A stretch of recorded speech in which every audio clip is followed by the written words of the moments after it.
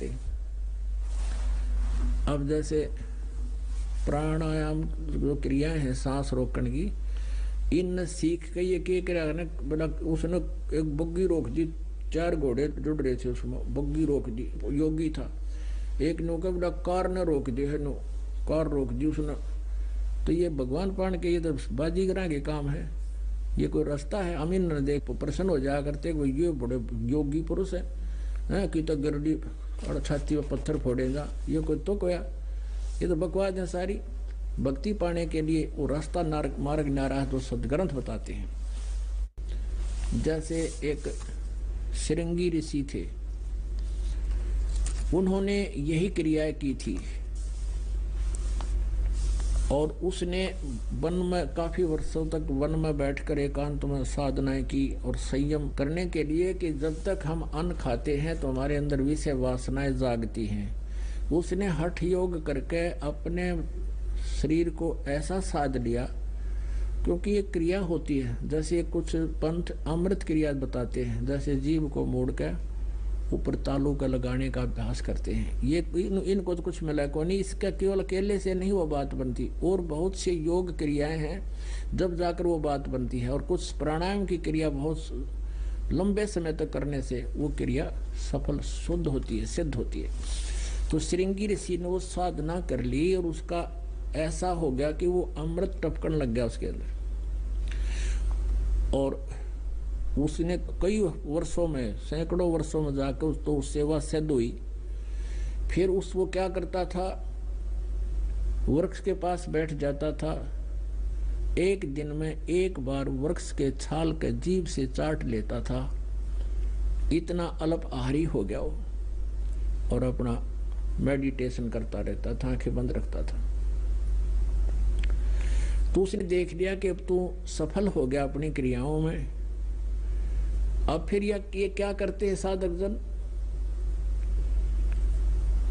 किसी नगर के आसपास आकर बैठते हैं कि लोग तुझे पहचाने, तेरे पास आवे और तेरी प्रभुता हो। वो बैठ गया अयोध्या के पास जाकर। उस समय राजा दशरथ राजा थे, रामचंद्र का जन्म होया नहीं था, केवल एक पुत्री थी राजा दशरथ के, और वो युवा हो चुकी थी 12-14 वर्ष की। तो श्रृंगी ऋषि वहां अयोध्या के बनी में जाकर बैठ गया। बनी में जो निकट नगर शहर के आसपास का जो क्षेत्र होता है उसको बनी बोलते हैं। और वहां एक वृक्ष की तरफ मुंह करके बैठ गया, आसन पदम लगा के, और आंखें नहीं खोले। एक बार ऐसे जीभ से वृक्ष की छाल को चाट ले, आंखें बंद किए कि ही।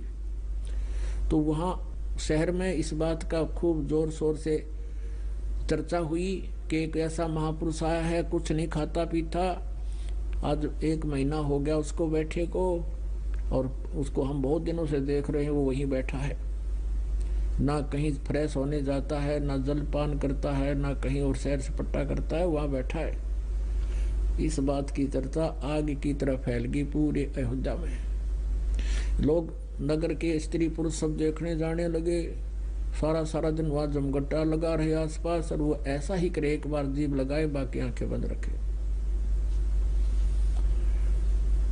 अब जब आदमी जीभ लगावा है तो इतना तो ध्यान है कि तू कुछ चट्टे है, तो आसपास की उसकी प्रशंसा के आवाज भी सुने थी। ये बात पहुंच गई राजमहल में। इकलौती पुत्री थी राजा दशरथ की, उसने अपने पिता से आज्ञा ली कि मैं भी महात्मा के दर्शन करने जाऊंगी, आज्ञा दे दी। साथ में उसकी नौकरानियां चली गई, दासी बांदी चली गई, अंगरक्षक चले गए। अब वहां क्या देखा, अब उस लड़की ने, किसी ने बताया कि इसकी आंखें कैसे खोले महात्मा। उसने प्रश्न किया अपने मंत्रियों से कि इस महात्मा आंखें खोले तो बात करें इससे कुछ हम, तो ये तो ऐसे बैठे हैं, कुछ हमें उपदेश देवें। तो मंत्रियों ने पूछा किसी से, उन्होंने बताया कि जहां ये जीभ से चाटता है वृक्ष की छाल को, वहां पर थोड़ा सा शहद लगा दो, और अगले दिन थोड़ा सा ज्यादा लगा दो, ये धीरे धीरे इसके अंदर यो प्रवेश करेगा शहद या शक्ति, तो अपने आप आंख खोल देगा। राजा की लड़की को पता चला, वो शहद लेगी साथ में, और जहां वो एक बार जीभ लगाता था वहां शहद लगा दिया। अब ऋषि पहले तो एक बार जीभ मारा करता, उस दिन 2 बार मारी उसने, कोई मीठा लग गया। अगले दिन फिर ये क्रिया की, अगले दिन तो काफी देर चाटता रहा उसको, और तीसरे दिन उसने आंख खोल ली, इधर उधर देखा, भोजन साथ ले गए थे, आहार खिलाया, खीर खिला दी, फल दे दिए। हफ्ते पाछा छकन लग गया, कति टाट सी हो जा पेट उसका। अब राजा से प्रार्थना की लड़की ने कि महात्मा जी को अपने घर ले आए।